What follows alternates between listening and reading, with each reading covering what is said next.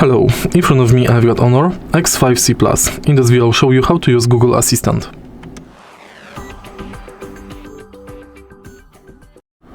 Nowadays, Google Assistant is being replaced with Gemini.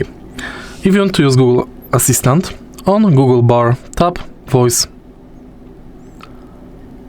Now you can speak to Google Assistant.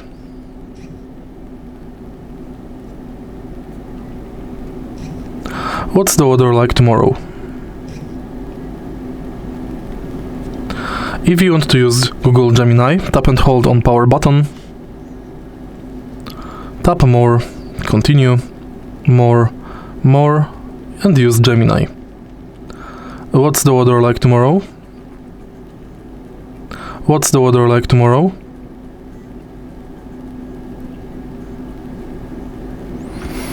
And it's done. If you find this video helpful, please leave like, comment and subscribe.